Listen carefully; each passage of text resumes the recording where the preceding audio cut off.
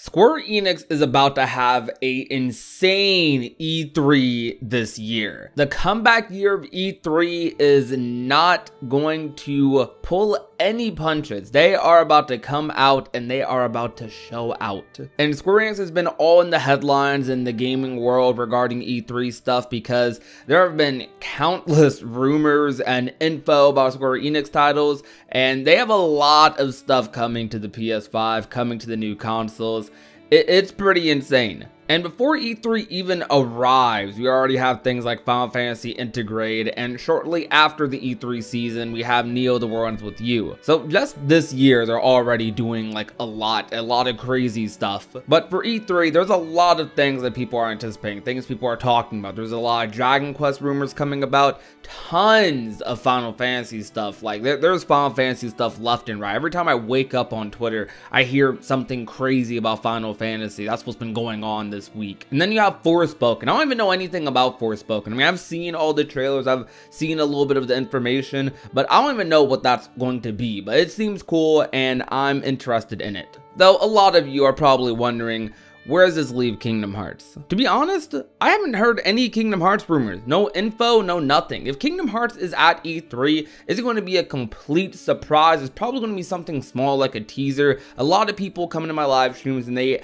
ask me what I think about Kingdom Hearts at E3. Will it have an appearance there? Though I say every time that Nomura has already said that we're going to be getting news on the 20th anniversary, which is next year. And I know Kingdom Hearts fans, we often have to wait a lot for news and information. We've been through these long droughts. We had to wait for Kingdom Hearts 3 as long as we did, though we had a lot of stuff in between. Honestly, out of all of the Kingdom Hearts news droughts I've been through, this is by far the most tolerable one because think about it. We've had a lot of stuff just since KH3 released. We had Remind, which people are still playing to this day. We have Kingdom Hearts on PC, and the modding community has absolutely blown up. Like, there's new mods coming out like almost every day for KH3. You got Kingdom Hearts Union Cross like having a crazy finale right now. Dark Road ending this year. I mean, for a drought for Kingdom Hearts, we have a lot of content coming to us. But I do understand people are waiting for that next big Kingdom Hearts game. They're waiting for another experience like a Kingdom Hearts 3 or something even close to it. Melody of Memory wasn't going to be it for everyone. I mean, people love rhythm games. Some of us love rhythm games, but we knew going into it wasn't going to have as much story,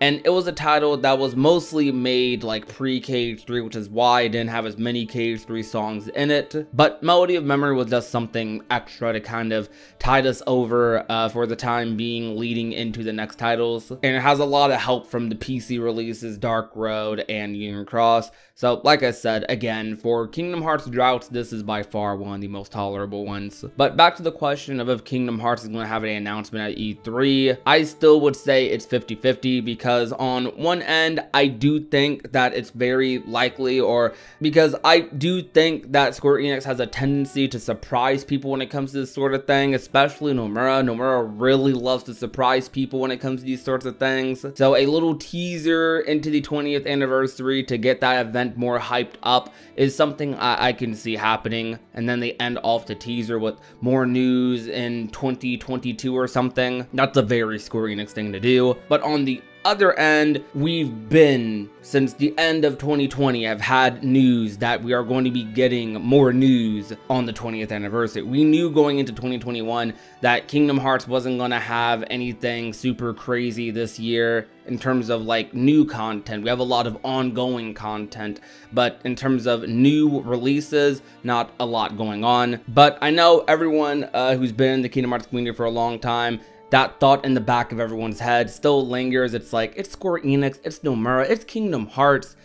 Anything can happen, and that applies to events like E3. So I understand where it's coming from. But man, I gotta be impressed with everything Square Enix has been doing lately. Like, they have been showing out with like all of the new games coming. I mean, they have a lot of things to choose from, and almost all the things they have to choose from are like E3 headliners, like humongous games. You have things like Forspoken, which is a new IP that is being worked on with the Luminous engine. Some people might see it as a sort of successor to 15 or that sort of gameplay, but at the same time, it's something that is completely new, but it also has a lot of Square Enix fans hooked. Then you have Final Fantasy 16, and we all know Final Fantasy, one of the biggest gaming franchises just ever. Final Fantasy 16. You know how long it's been since Final Fantasy 15? It's been quite a bit now. And with the way 16 is looking, like there is not a single bad thing about 16 anyone can really say right now, because everything is just looking really, really good as far as the team working on it, as far as the gameplay of the story.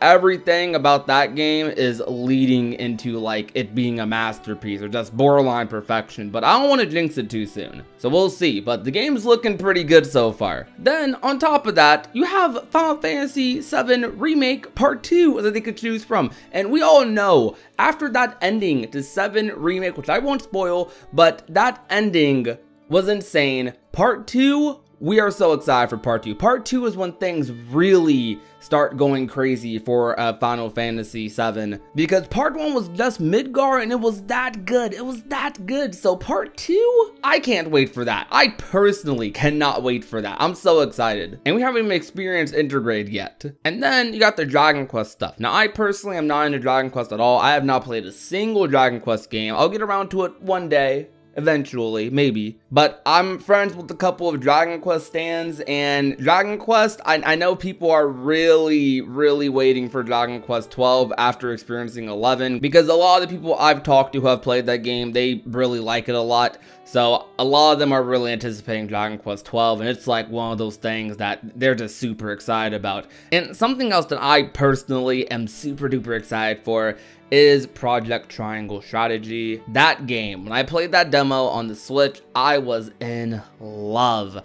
And Octopath, guys, I don't know if you know, but that game has become one of my favorite video games just ever. After Kingdom Hearts, it goes Kingdom Hearts, Jak and Daxter, and then it's Octopath. Octopath is like one of my favorite games in existence. I did not expect to love that game as much as I did when I first played it, but I did. I absolutely love and cherish that game to bits and pieces, and Project Triangle Strategy being made by a similar team, similar art style. Playing that game just put me right back into that zone I was in when I was like up late at night playing Octopath on my Switch, and I can't wait to have that sort of moment again. So I'm super excited for that. If they show any more Triangle Strategy at E3, I'm gonna be excited. I'm gonna be super excited. But that's just what I wanted to talk about today. If you guys enjoyed today's video, be sure to leave a like, share the video with a friend or a family member, and last but not least, if you have not already and want to become a part of the union, all you have to do is hit that red subscribe button down below. My name is Prodigy, and I will talk to you guys soon. Peace out, you guys. Bye.